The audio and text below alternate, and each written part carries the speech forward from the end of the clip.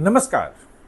उत्तर प्रदेश में काफी कुछ हो रहा है। वैसे तो पूरे देश में हो रहा है, लेकिन उत्तर प्रदेश में 6 महीने बाद चुनाव है और सपा के टूटने की खबर आ रही है। राजभर अलग दावा कर रहे हैं, केशव प्रसाद मौर्य ने उस दावे की पुष्टि कर दी। अखिलेश यादव अलग भड़क गए हैं, वो ऊपर से अलग आरोप लगा रहे हैं। इन तमाम बीच जो बयानबाजी है, इसके पीछे सच्चाई क्या है?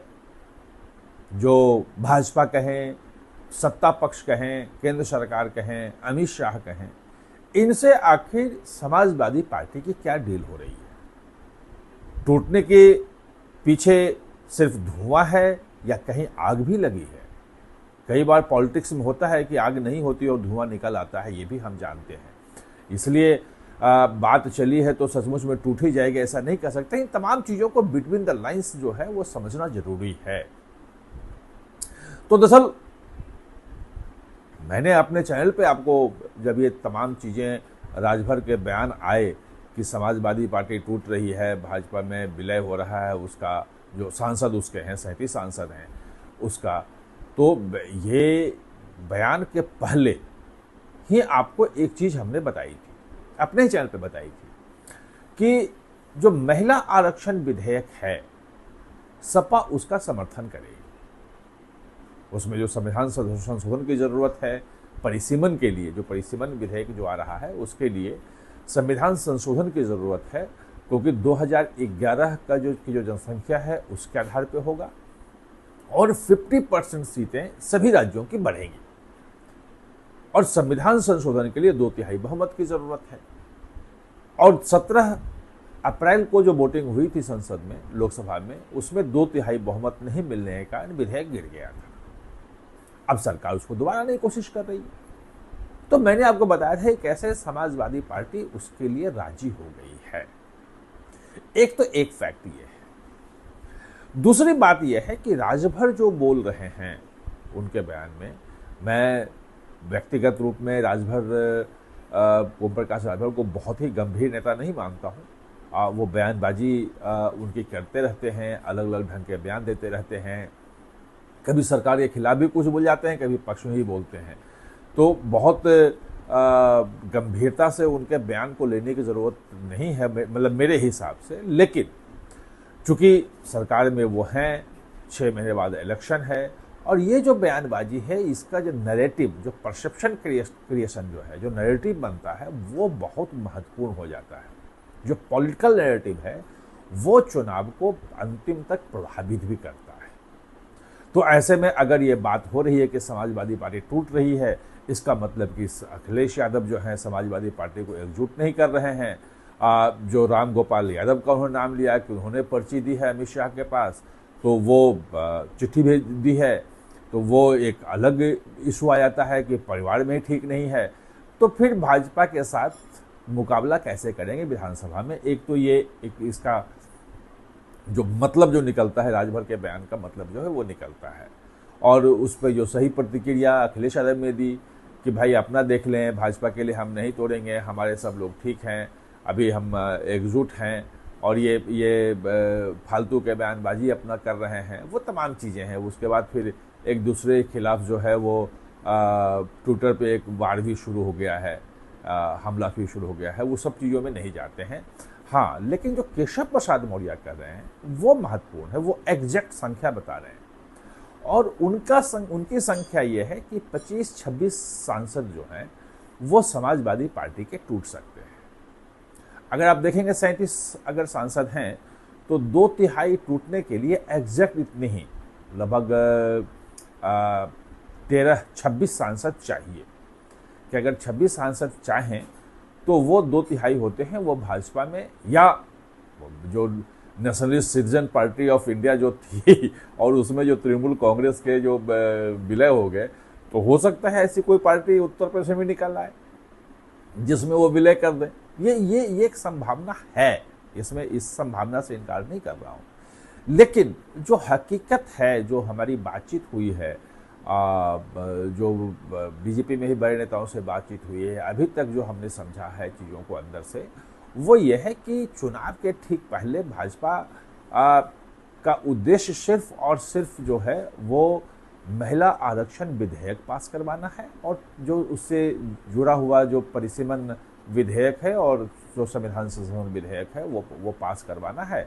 और वो पास होते ही जो परिसीमन आयोग है वो काम शुरू हो जाएगा। वो एक आप कह सकते हैं कि नेसेसिटी है।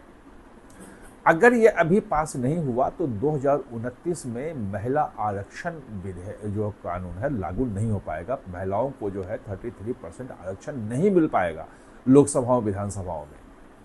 उसके पीछे कारण है क्योंकि वो परिसीमन होना है, परिसीमन से जुड़ा हुआ 2023 में जो पास हुआ था बिल, उसमें 24 में उसमें परिसीमन जोड़ दिया गया था कि परिसीमन के साथ ही ये होगा। अब बात यह है कि परिसीमन अगर होता है 816 सीटें बननी है, जो परिसीमन आयोग बनेगा उसमें हर सीट पे जाना है, उसमें लोगों की आपत्तियां आएंगी, दावे आएंगे, सुनवाई होगी, तो कम से कम उसमें 3 साल का लगभग समय लग जाता है। पिछले बार भी लगभग 4 साल का समय लग गया था। 2002 में परिसीमन का कानून बना था और परिसीमन आयोग का गठन 2004 लास्ट में 5 में सरकार ने किया था, मनमोहन सिंह सरकार ने, और 2008 में वो परिसीमन लागू हुआ था। उसमें सीटें बढ़ी नहीं थी लेकिन सीटें रीएडजस्ट की गई थी। वायनाड जैसी सीटें निकाली गई थी जो पहले नहीं थी। ऐसी बहुत सारी नई नई सीटें निकली थी उसमें। तो उसके लिए एक लंबे समय के कार्यकाल की जरूरत है और उसके लिए ये सरकार के लिए करो या मरो की स्थिति है।